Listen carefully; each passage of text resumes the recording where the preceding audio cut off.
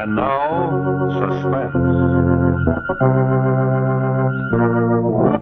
Your host tonight on the Autolite Theater is the maker of the famous wide-gap Autolite resistor spark plug. The spark plug that's ignition engineered by Autolite men who make complete ignition systems for many of America's finest cars. Autolite makes over 400 products for cars and trucks. Spark plugs, bumpers, hubcaps, headlights, radiator grills, batteries, wire and cable, ignition systems, speedometers, instruments, tail lights, and many more. So remember, from bumper to headlight, you're always right with Autolite.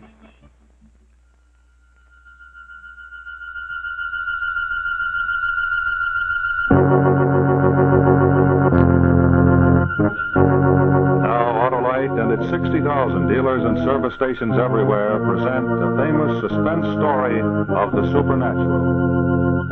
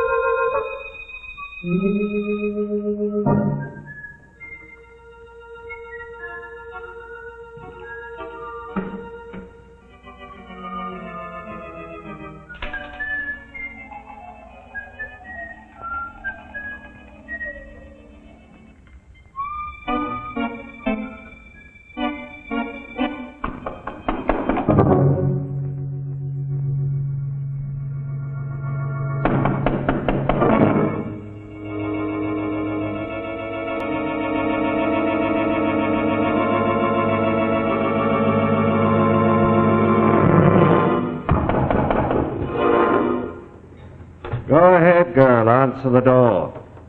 Maybe some poor wayfarer.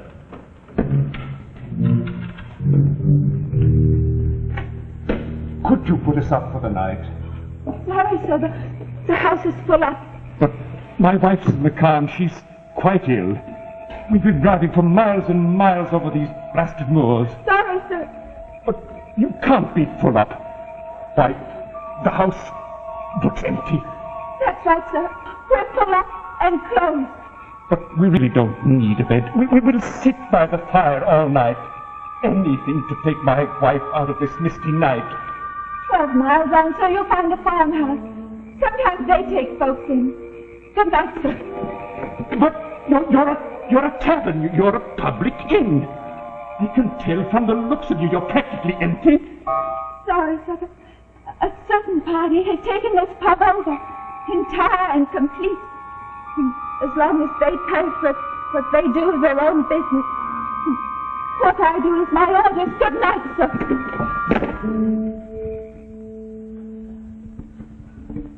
How much longer are you keeping us here for, Top? He won't tell you. Never know a thing with the top. He's a quiet one. How long did you rent this here pub for? Your turn, Albert. Will that be all for tonight, then, sir? It's late, you know. You can leave out 3 meat pies and 2 bottles of claret. Yes, sir. And whiskey. They're all on the dresser. Good night, sir. Wait. You're the only one sleeping in now? You sleep alone in the garret, do you? I do. Well, I hope you sleep well tonight. And if you should hear anything irregular, don't feel you have a duty to get up and investigate. Oh, no, sir, I won't. Indeed, I won't.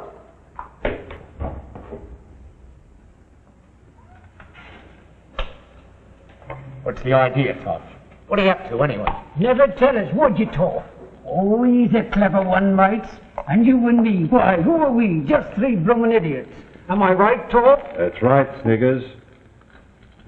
3 idiot sailors. Lost on the blasted moor. I tell you this, Toff. We may be 3 bloody merchant seamen to you, but there's one thing I've learned. What's that, Sniggers? Yes, sir. I've been sailing from cape to cape, and in all the rich corners of India. And there's one thing I've learned. I'm waiting. It's the clever ones, Toff. The clever ones as makes 'em up. Ah, he's right. It's the clever ones that keeps everything to themselves. Their plans are clever enough, but they don't work. They don't work. 'Cause they forget some one little thing that simple fools like us could see. Tell us, Toff. Tell us what your plans are. Aren't you the clever ones, though? I know what he's keeping us here for. So they can't find us. Ah, but I'm sick of it. How can they find us? They're nothing but 3 heathens. Who's afraid of 3 heathens, eh, Snickers? We can't keep hiding forever, and then running and hiding and running forever, the whole black world over. Remember that first night in Bombay? Aye, that was the Toff's mistake then. He was clever, all right. He was so clever he lets 'em follow us right onto the boat. That's where the old trouble started. If them 3 heathens hadn't followed us onto that boat, we might have had our little trophy sold by now. Aye. Am I right, Sniggers? Sold and the money divided between us like we always said. Aye. Hey. How much do you figure that ruby's worth? Any price. How much is any price? Any price we ask. That's how much the ruby'll bring. Oh, and here we sit on the misty moors. Of course, you can't ever let on with a temple, Ruby. Folks is superstitious. Aye. And no matter how big it is, if people knew we stole that ruby from a temple, right out of the bleeding idol's eye. That's right. They'd never touch it. Why? It's still a ruby, ain't it? Yes, but it's a temple ruby from Hindustan. And that's what makes the difference. Did you hear steps? I heard something outside. Wasn't steps exactly. Wind. That's all wind. Wind, foggy night. What'd you say, mates? Let's eat them meat pies and drink that claret and that whiskey. Now, will you look who's in a panic now, huh? Alfred, you've seen them 3 heathens. That makes it different, and so is Sniggers, but not me. Every time I hears a noise and every time Look at here, Bill. It don't do no good to go looking and listening, 'cause when they come from behind. And they come without a sound. Like they did to poor old Jim in Malta. That's right. Like they did to George in Bombay. Before we started. Oh, easy now, Bill. We're safe out here. I give them dark devils the slip. You give him a slip? Aye. Put a stick in the fire, Albert. Brighten the place up a bit. I had the ruby, and I give them the slip. All 3 of them. How'd you ever do it? Well, they were following me. Who told them you had the ruby? You didn't show it. You didn't have to. They kind of know. They kind of know. Yes. They know if you've got it. They always know. That's the mystery we was trying to tell you about. Here they are now, following me down the streets of Hull. I goes up to a policeman and I tells him. And he says, oh, they're nothing but 3 Hindus and they won't hurt me. Why don't you have the policeman arrest them? For what? For trying to get back the ruby we stole? Aye, so I walks slow. Then I turns a corner, then I runs. I never sees a corner but I turns it. And I never turns a corner but I runs. And you know the streets of Hull. Well, after 2 hours, I sits and I waits. And what do you think?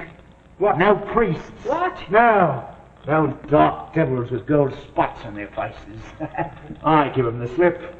Well done, Albert. That's why I didn't jump when you said you thought you heard something. Because I knew we were safe. Now, come on, Bill, and play up. Play up. Whose turn is it anyhow? Mine. Albert, why didn't you tell us before? So it could ease our minds. Because the top, he don't want me to say nothing, no. He's got his plans and things must be done his way. Oh, you and me are stupid fools. And if it wasn't for me what gave him the slip and all, we might have had one of them crooked knives in him right now. But for me, who'll give him the slip. Albert, Bill, here's the idea. The priests have gone, our money's gone. Right. So what have we left? Go on to London now and sell that ruby. Toffee won't come. We'll leave. He won't give us the ruby. We'll take it. You... How? There's one of him. There's 3 of us. We'll take it tonight. and be in London tomorrow. Simple enough, ain't it, Bill? Simple enough. Once we get the ruby.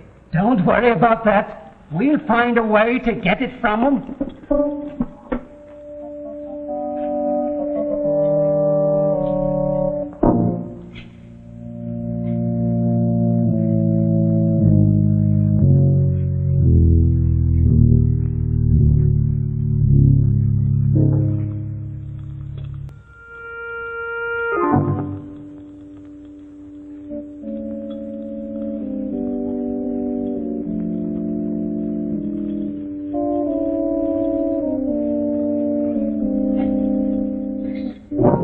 Come on, please.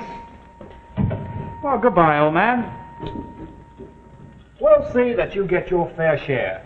But there's nothing to do here. No girls, no dance halls.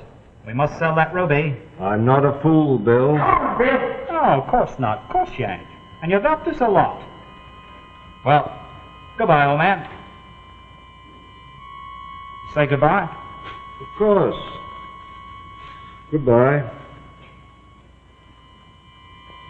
And open the shutters again, Bill.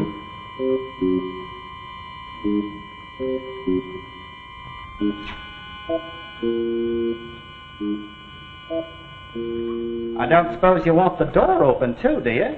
Whether the door is open or closed, Bill, it doesn't matter. Well, the first shall be last and the last shall be first. Goodbye, coffee, old man. Come on.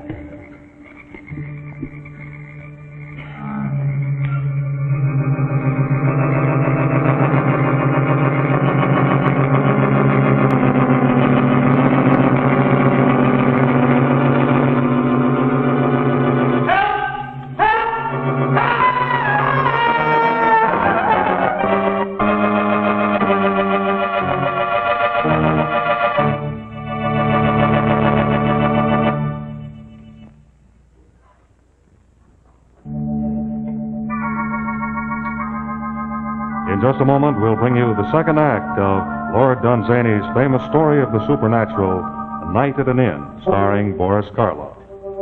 While we're waiting for the curtain to go up, I'd like to tell you a little story about an amusing incident that happened recently.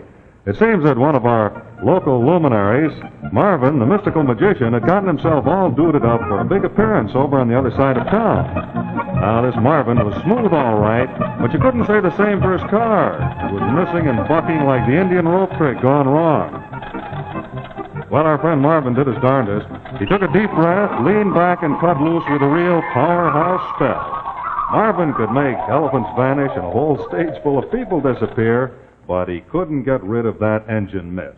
Well, now, naturally, no one like Marvin, who is supposed to be a prominent prestidigitator, likes to have people know that he's lost his powers.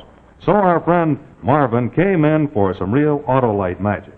What he got wasn't really magic. It was a combination of Autolite service and Autolite ignition engineering know-how. Well, his case was very simple. It was a case of old worn-out spark plugs. So, without any abracadabra, we replaced those old plugs with some really new wide-gap Autolite resistor spark plugs.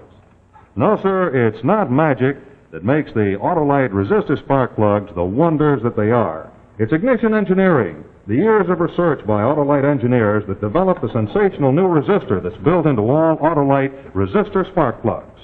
Remember that resistor. It isn't magic either, but you'll think it is when you see how its low rate of electrode erosion permits a wide initial spark gap setting. You see, it's the wide spark gap that permits you to use a leaner gas mixture, and that means actual gas savings for you. Not only that, the resistor that permits that wide gap setting helps you get a smoother idle, too, and increases electrode life 200% and more.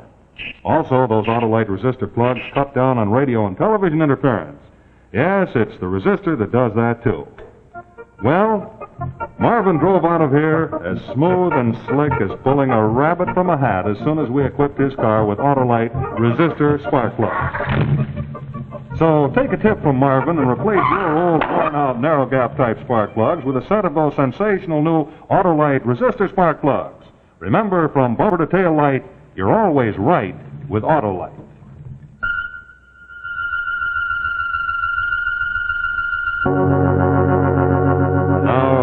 the second act of A Night at an Inn.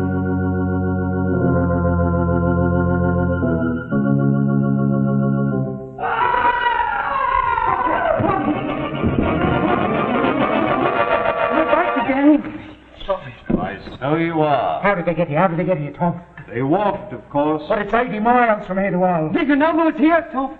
Expected them about now. 80 miles? What are we to do, Toffee? Ask Albert. If they can do things like this, there's no one can help us but you, Toff. Always knew you was the clever one. We won't be fools no more. We'll obey you. You're strong enough and you're brave enough. And not many would steal a ruby eye from out an idol's head.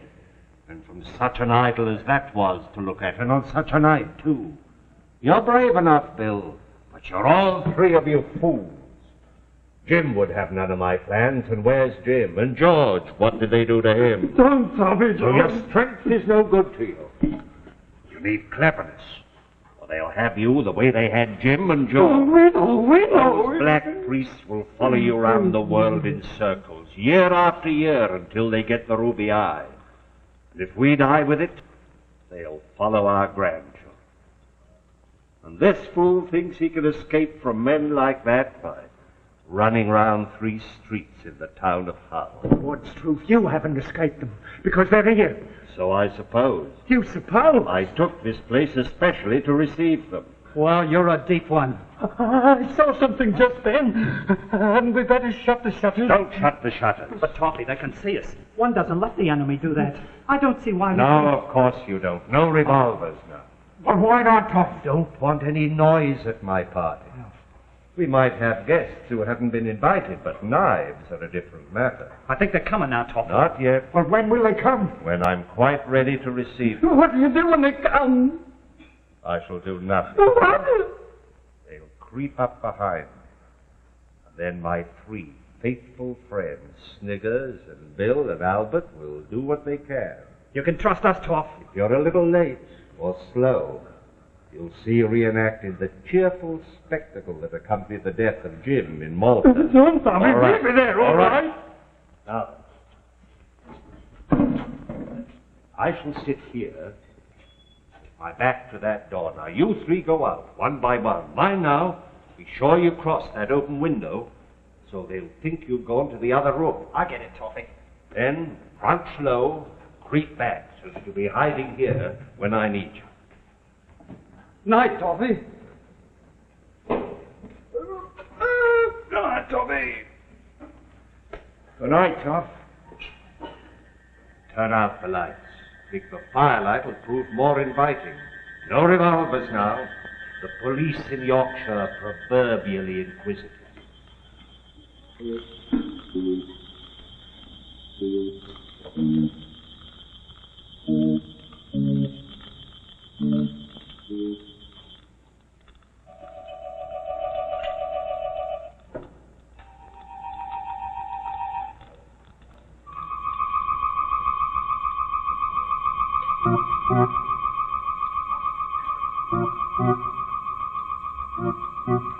Be ready.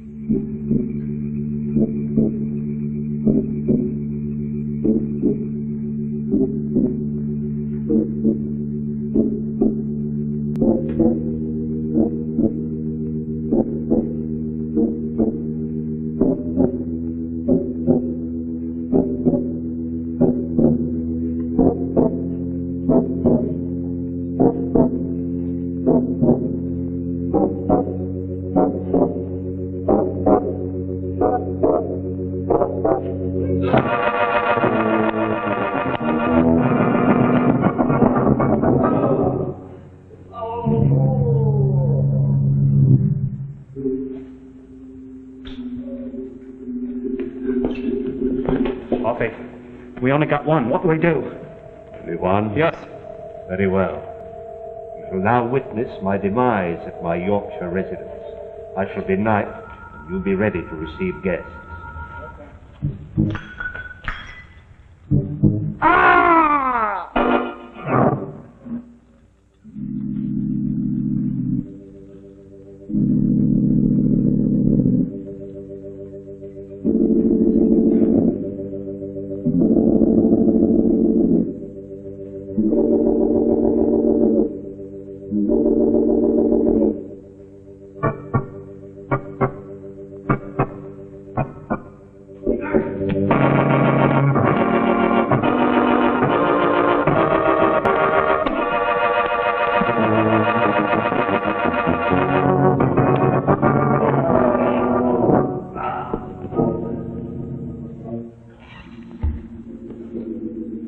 We've got two, Toffee. What do we do now? Still enough? Yes. Albert, you get over to the window. Stage a fight with that heathen. I know he's dead. But you and Bill are going to resuscitate him. On his feet. Sniggers, help. Keep low, keep low. Out to the window. Quick now, quick. Sniggers, turn him over. Easy. Hold up.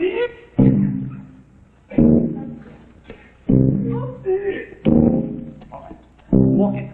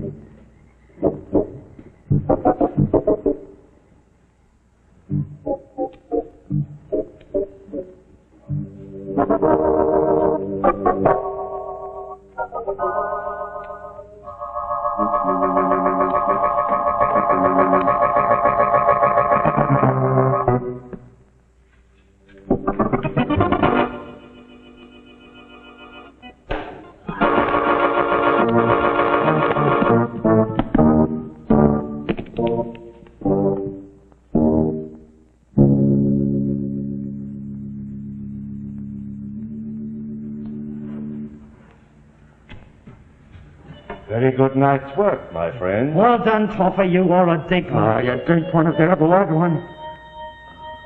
How much is it worth, Toffee? Everything they have in the shop. I'm sure we all ought to be very grateful to Toffee. Well, I just have a knack of foreseeing things. I should think you did. I don't suppose there's anything happens that old Toffee don't foresee. Does it, Toffee? No, I don't think it does, Bill. I don't really think it does. Turn on the lights. What do we do with him? Bury him in the garden. Then what? Then we go up to London and upset the ruby. Well, I think we've come through this night's work very well. Well, the first thing we ought to do is give a little supper in honor of old Toffee. Well, I think we've earned our bit of supper. Here's the Toffee. Who guessed everything right. Why, good old Well, here's the Toffee who saved our lives. Here, he foresees everything. Speech, Tom. Speech! Well, gentlemen, I suppose in this world there are two kinds of men. There's the kind that can see. What would that be? No wind and the shutters slamming. It's wind. It's blowing both ways at once. Look at that. Of course it's the wind. Fog's lifting. Must be lifting. Must be the wind. Fog looks as thick as ever to me. Sniggers, go outside and fasten that shutter back. Go outside.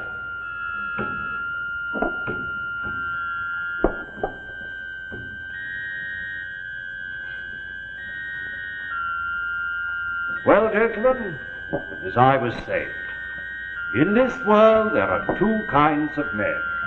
Those who can see and those who can foresee. Now, the advantage of being able to foresee... I I've been thinking about my share in that ruby. I don't want it, Toffee. I don't want it. Nonsense, Sniggers, nonsense. You shall have it, Toffee. You shall have it yourself. Only say Sniggers has no share in this here ruby. Say it, Toffee. Say it. Want to turn informer, Sniggers? Toffee, take back my share, Toffee. Take it back. What do you mean? What are you driving at? I'm saying I saw something. I saw something what I didn't like. What didn't you like? Toffee, take back my share. Please take it, Toffee. What have you seen? The idol. I've seen the beastly idol. You couldn't have. Take back my... He's blind. He's groping. He wants that ruby eye back. Then give it back, Toffee. Please, Toffee, please You're give it crazy. back to him. I dare you, Toffee. Put that ruby in the window and you'll see. That's what he wants. That's what he's groping for. That's what he must have.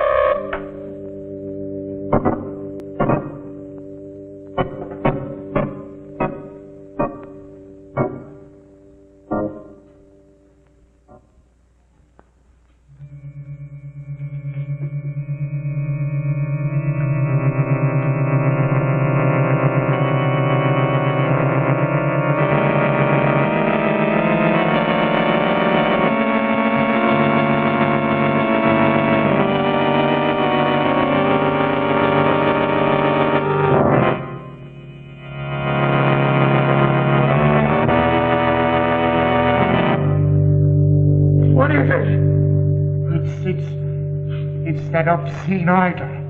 Come from India. It's taking its eye. What's this? Say Mr. William Jones, able seaman. Albert, what is it?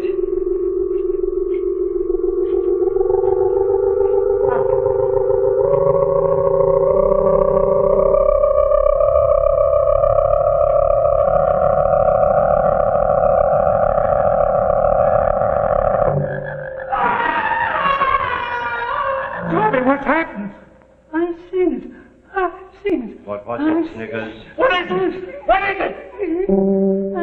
Mr. Albert Thomas, able seaman. Must I go, Tommy? No, must I go? Tommy! Tommy!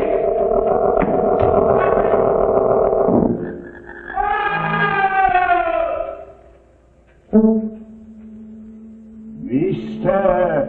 Jacob Sniggers Smith, able seaman. I can't go, Tommy! I can't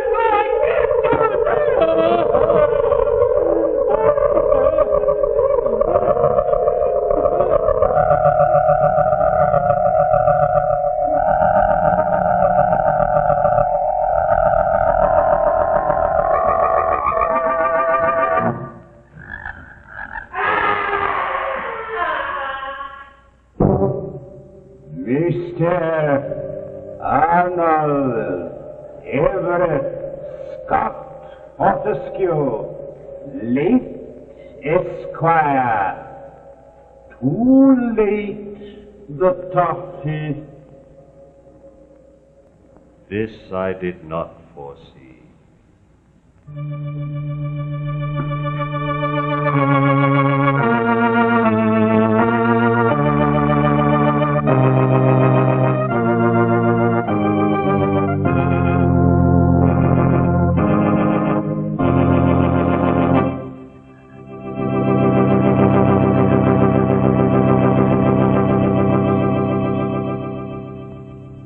Thank you, Boris Karloff, for a fine performance. Musical effects this evening were by Hank Silburn. And now, this is Rex Marshall speaking for Autolite, inviting you to join us next week for Suspense and reminding you that you're always right with Autolite. This is CBS, the Columbia Broadcasting System.